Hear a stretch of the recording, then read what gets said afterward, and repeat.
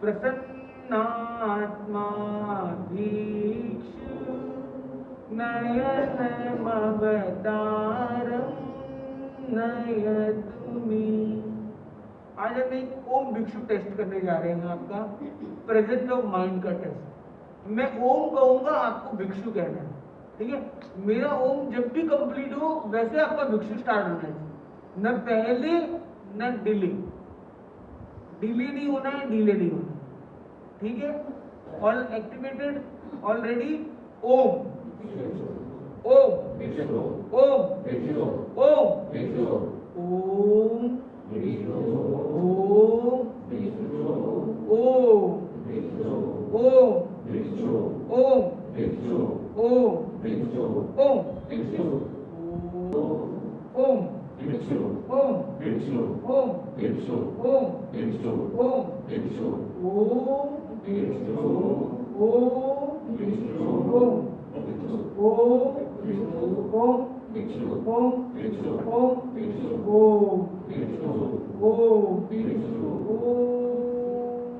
बहुत ही अच्छे से जागृत है।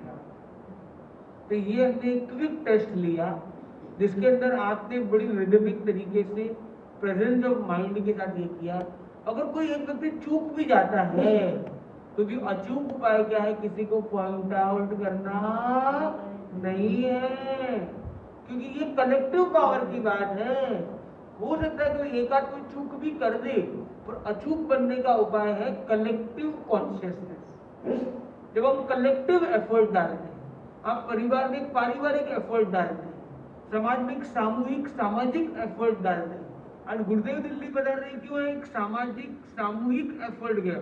1100 लोग दिल्ली समाज के वहां पहुंचते हैं, गुरुदेव को अर्ज करते हैं सूरत में। उस खूबसूरत दृश्य को हमने स्वयं देखा है वहां, हम सूरत में ही वहां पर थे। तो कहने का मतलब है कि कलेक्टिव कॉन्शियसनेस का अपना रोल है। जब सभी साधक साधना के प्लेटफॉर्म पर जुड़ते हैं तो साधना कई गुना बढ़ती है। उसमें कोई कंपटीशन नहीं होता है कि इसने 2.5 की, मैंने उससे ज्यादा किया, मैंने कम किया, उसका ज्यादा हुआ, उसका ऐसा हुआ, नहीं। हमारी अनुमोदना में मान लो 10 लोग जुड़े, तो ऐसा नहीं कि उसकी अनुमोदना में 10 लोग जुड़े हैं तो मैं अपने 10 को न ले जाऊं। मुझे ये प्रयास करना 10 तो वहां जुड़ रहे हैं, मैं अपने 10 को भी और ले जाऊं जो मेरी कनेक्शन में, मैं उसकी अनुमोदना में 20 को ले जाऊं। मेरी अनुमोदना में वो नहीं आया, उसकी अनुमोदना में मैं जरूर जाऊं। ये जो एक सामूहिकता का जो एफर्ट है, कलेक्टिव एफर्ट है, इसलिए आध्यात्मिक दृष्टि से क्या है, आध्यात्मिक कार्य जहाँ पे प्रसंग आता है वहां पे वहां फॉर्मूला इन्वॉल्व टू इवॉल्व। जितना भी इन्वॉल्व होंगे उतना इवॉल्व होंगे, जितना मशगूल होंगे, भीतर में आलोकन करेंगे, भीतर में मग्न हो जाएंगे, उतनी आपकी लगन लगेगी और उतनी लगन के साथ आप गगन तक, अध्यात्म गगन तक पहुंचोगे। तो आज हम 5 सूत्रों की चर्चा करने जा रहे हैं। इन 5 सूत्रों के माध्यम से हम इस प्रवास को और सुंदर और बेहतर और बेहतरीन बना सकते। पहला है दर्शन। हम ये लक्ष्य रखें कि प्रतिदिन हमारे परिवार का प्रत्येक सदस्य चरित्रात्मा के दर्शन अवश्य, अपने क्षेत्र में चरित्रात्मा जब जब हो, एटलीस्ट तब जैसे होता था गांव में, पहले गांव में होता था कि गांव में दर्शन नहीं किए तो ब्रश नहीं करना, दातुन नहीं करना, या जो भी उस समय का कल्चर था, पानी नहीं पीना, भोजन नहीं करना, और उतना हो सके ना हो सके, कम से कम इतना हो कि आज दिन भर में दर्शन न करूं तो कल मैं खाऊंगा। एक प्रेरणा दी गई। चेंबूर का एक दृश्य, चेंबूर मुंबई का एक उपनगर है, हम लोग वहां पे प्रवासी थे, आगम मनीषी मुनि महेंद्र कुमार जी स्वामी के सानिध्य में। और उस प्रवास के दौरान एक बालक था, उसका नाम था नैतिक। तो वो नैतिक और उसका बड़ा भाई था हर्ष, तो वो संपर्क में आए। एक यूथ का सेशन था, यंगस्टर्स का, तो करीब करीब 200 यंगस्टर्स थे, और यंगस्टर का मतलब 25 के नीचे वाली उम्र का, और 100-200 परिवार के क्षेत्र में 150-200 यंगस्टर्स का एकत्रित होना तो बहुत बड़ी बात थी। पर एक अच्छा प्रयास हुआ और एक अच्छी तरह जुड़ भी गए, और वहां पर एक प्रेरणा दी गई कि भाई आपको एक छोटा काम करना है।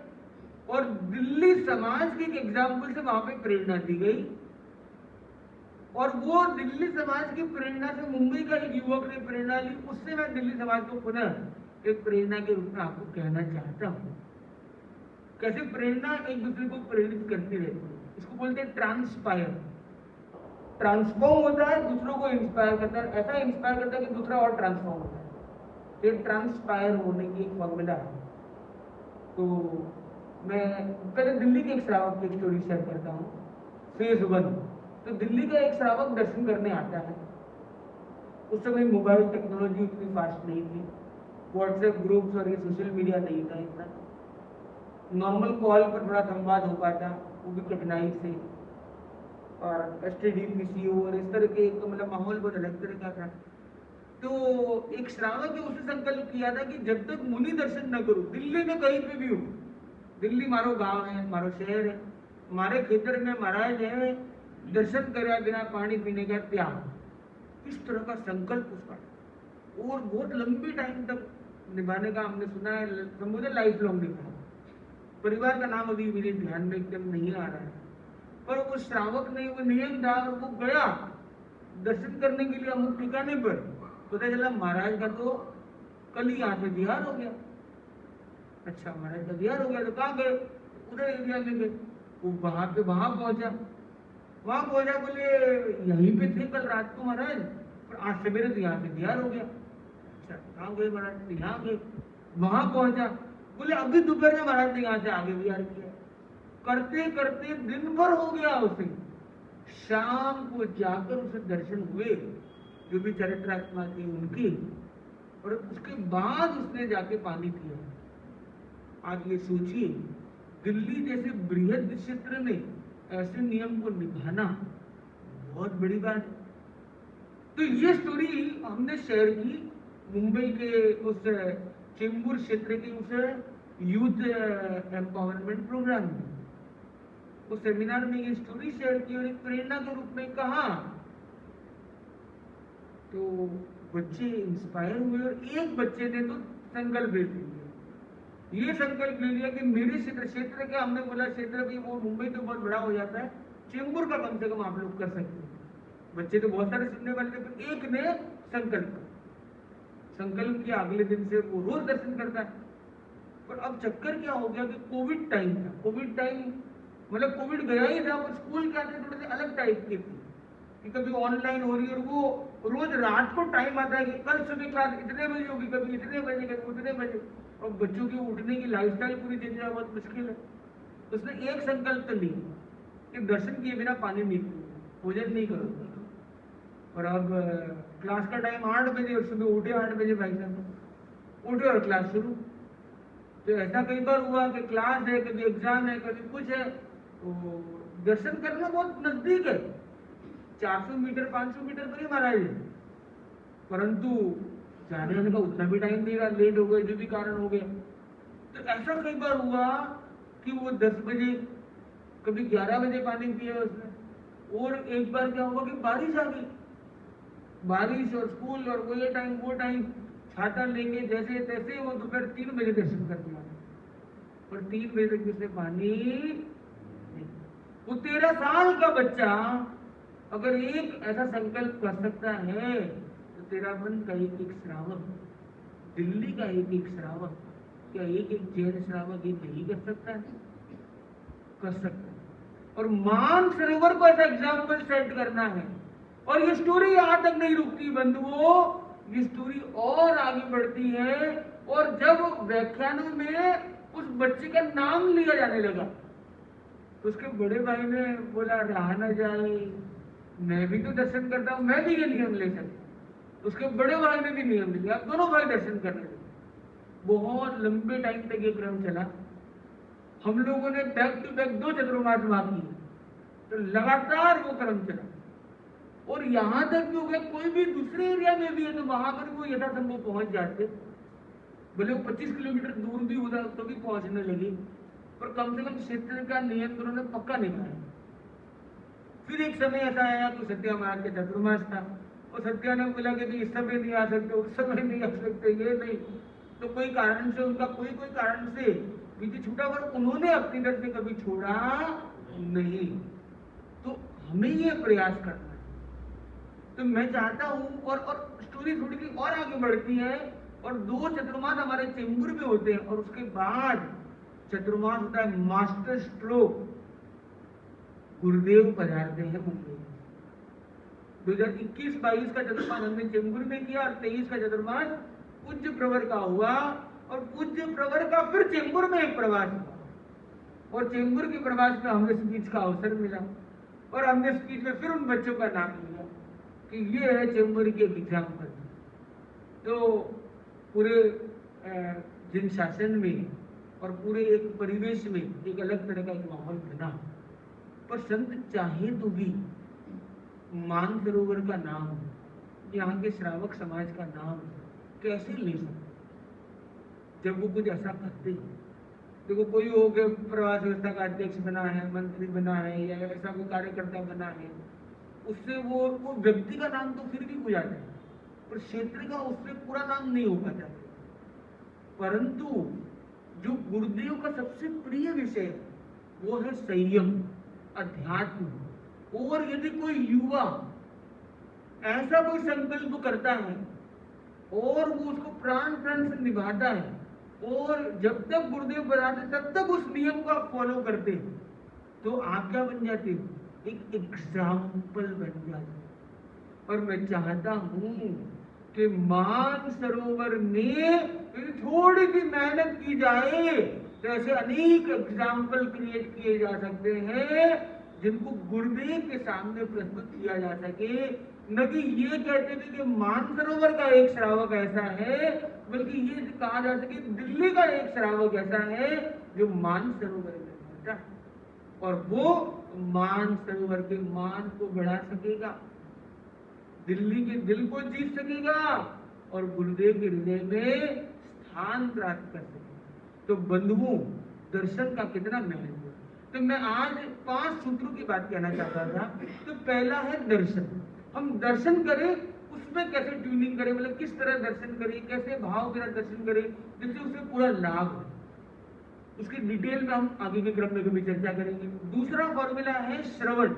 हम दर्शन तो करते हैं, पर दर्शन किए, अपना कुछ ज्ञान दिया, महाराज मैं आया हूँ, लेट हो गया था, आपको मुझे जाना है, ये है, चलो मैं तो चला। दर्शन की पर अगर श्रवण नहीं किया तो भी पूरा लाभ नहीं मिला।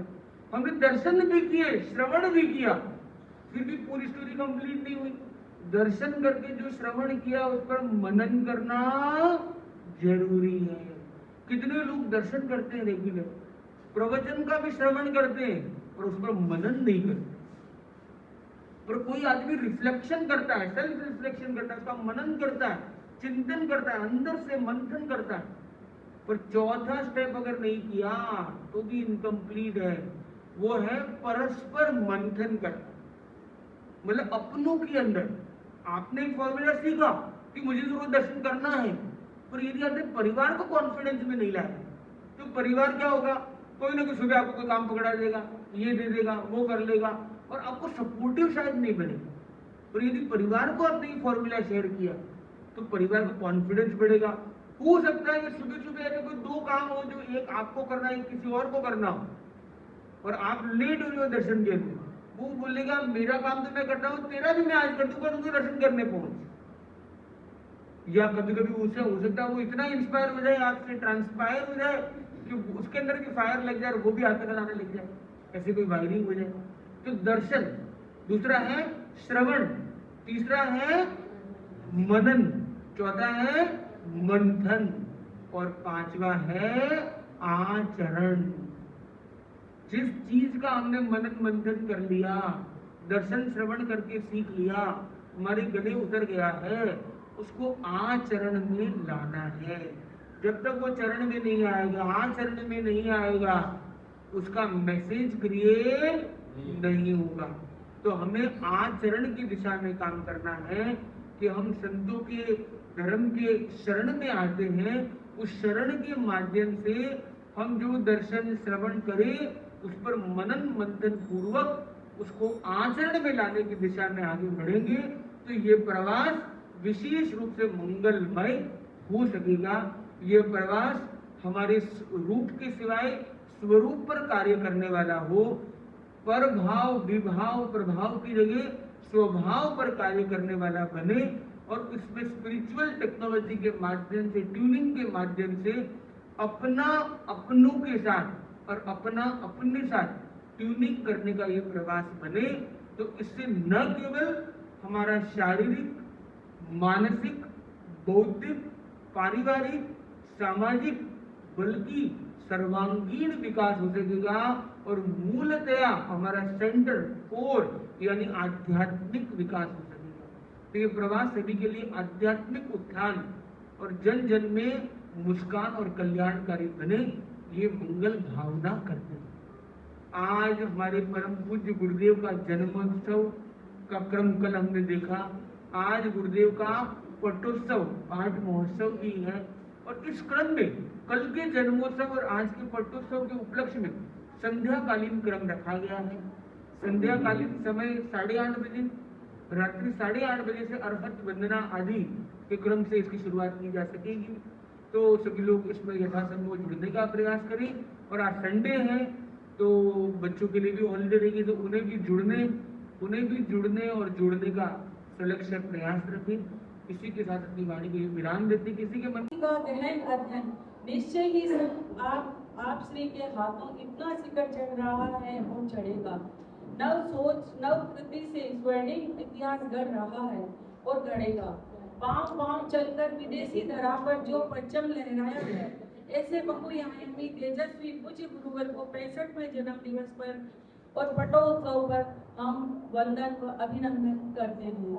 आज के इस पावन अवसर पर हम संकल्प ले कि हम उनके बताए मार्ग पर चलेंगे, अहिंसा, सत्य और संयम को अपने जीवन में अपनाएंगे। संयम की मसाल लिए जो जग को राह दिखाते हैं। महाश्रमण गुरुदेव हर दिल में दीप जलाते हैं, हर दिल में दीप जलाते हैं। नारी शक्ति को दे प्रेरणा, आगे बढ़ना सिखाते हैं। उनके चरणों में हम श्रद्धा सुमन चढ़ाते हैं। आप दीर्घायु हो, निरामय हो, ओम हर। और चाहिए वो भी उसकी आदत हो गई है। अब नहीं मिले तो हम पागल है, हमको चाहिए दर्शन। तो ये शराब नहीं चलेगी। शराब अगर आपने बना ली तो मूर्छा बन गई। तो शराब नहीं बनानी है हमारे को। उसको एक नियम बनाना कि मिल गया तो मिल गया, नहीं मिला तो कोई बात नहीं, ऊपर वाला नहीं चाहता है, कोई बात नहीं, उसकी नियत ही है, उस पे छोड़े। अगर मैंने उसको शराब बनाई तो मेन मतलब से मैं नीचे उतर गया, तो मतलब से नीचे नहीं उतरना। आप बता रहे हो कि पूछ रहे हो? मैं ये कह रहा हूँ कि मैं गलत कह रहा हूँ कि सही कह रहा हूँ, ये आप क्यों? क्योंकि वो सड़ा हुआ अन्न, सड़ा हुआ धान, सड़ा हुआ फ्रूट, उसे शराब, ठीक है? तो शराब है खराब। पर हम दूसरी तरफ देखिए, अध्यात्म की दृष्टि से 4 शरण बताएगी। उसमें कि साहू शरणम पविज्जामि, साधु की शरण में जाता हूँ, गुरु की शरण में जाता हूँ।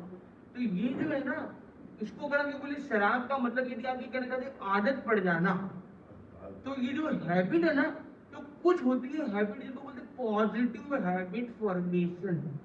अगर आपकी आदत हो गई कि सामायिक नहीं किया ना दिन की शुरुआत नहीं, नौकार मंत्र नहीं बुलाना दिन की शुरुआत नहीं, 3 लंबी गहरी श्वास में भी दिन की शुरुआत नहीं, स्माइल नहीं किया तो शुरुआत नहीं। तो ये स्माइल से शुरुआत, लंबी श्वास से शुरुआत, सकारात्मकता से शुरुआत, नौकार से शुरुआत, संत दर्शन से शुरुआत, भाव दर्शन से शुरुआत। अगर ऐसे कोई शुरुआत करने की बिंदु में दिमाग में सेट कर ली है ना, तो ये कंडीशनिंग हमें हर कंडीशन में खुशहाल बनाने वाली हो सकती है। और जो आप कहते हैं डिपेंडेंसी, तो एक होती है हैबिट, एक होती है डिपेंडेंसी। डिपेंडेंसी दूसरों पर निर्भरता, हैबिट अपने लिए भी हो सकती है। तो मैं अपने परिस्थिति में स्वरूप और स्वभाव, ये शब्द मैंने बार बार रिपीट किए। और संत दर्शन करे, साक्षात्कार के नंबर 1 है, तो अपने क्षेत्र में साक्षात करने का लक्ष्य है। बाहर अगर हम नहीं जा पा रहे कोई भी कारण से, तो हम भाव से दर्शन कर सकते हैं। भावना करें कि गुरुदेव को मैं भावपूर्ण दर्शन कर रहा हूँ, संतों को भाव से दर्शन कर रहा हूँ, तो ये भाव तो हम कर ही सकते हैं। और उस पर अगर डिपेंडेंसी भी आ गई कि भाव से दर्शन नहीं किया जाए तो दिन में मजा नहीं आ रहा है, तो इसमें कोई सजा होने वाली नहीं है, बल्कि अध्यात्म का ध्वज, वो ध्वजा और आगे बढ़ेगी। और आनंद आपको आने वाला है। ये ट्राई करके देखिए कि किस दिन, ऐसा एक प्रयास करके देखिए कि सुबह की शुरुआत बिना स्माइल के नहीं होगी, बिना नवकार के नहीं होगी, बिना उस मंगल भाव के नहीं होगी। और आप देखिए अगर ये नशा आपको लग गया है तो ये नशा आपको नाश की ओर नहीं, प्रकाश की ओर ले जाने वाला होगा, प्रसन्नता की ओर ले जाने वाला। तो एक मिनट, अब कोई और प्रश्न पूछना चाहता है? Anyone else? प्रश्न वही पूछ सकता है जिसने ध्यान से सुना, बाकी लोग प्रश्न नहीं पूछ सकते। आपका नाम क्या है? यहाँ पर क्या नाम है आपका? आप दक्ष हैं, आप अच्छे दक्ष हैं। ये बताइए कि आज के सेशन में आपको क्या चीज समझ में आई? थोड़ा जोर से बोलेंगे सुनाई दे देगा। हाँ, स्वरूप और स्वभाव के बारे में क्या समझ में आया आपको? समझ में आया? क्लियर हुआ कि नहीं हुआ? तो आप स्वरूप पर काम करेंगे या रूप पर काम करेंगे? और स्वभाव पर काम करेंगे कि प्रभाव पर काम करेंगे? आपको तो काफी अच्छा ज्ञान है। इनके लिए कोई प्रश्न है आपके मन में? सब समझ में आना चाहिए, आप जानकार हो मतलब। इनके लिए बहुत अच्छा। इसी क्रम में एक बहनों से पूछते हैं, हाँ बहनों आपका नाम क्या है? तीसरे नंबर। हाँ जी, क्या नाम है आपका? हाँ प्रिया जी, आज आपको क्या सेशन में समझ में आया?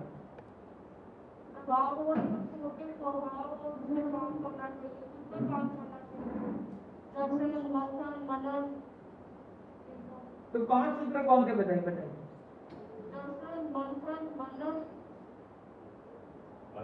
श्रवण, आचरण, कर्म से कौन बता सकता है? चलो बता सकते हो, बताइए।